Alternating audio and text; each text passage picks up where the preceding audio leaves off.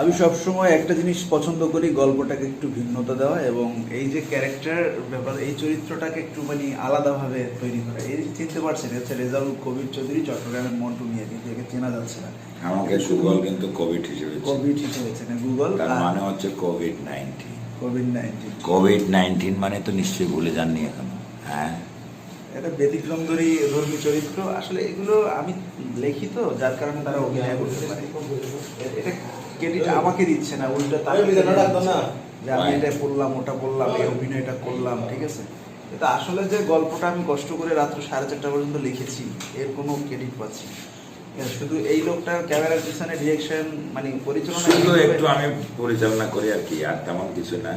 বাকিটা উনি লিখিত গল্প, আমি শুধু পরিচালনা করি। মানে পরিচালনা করে, সেজন্যই মানে সে বাস, নিজেকে আর কিছু না।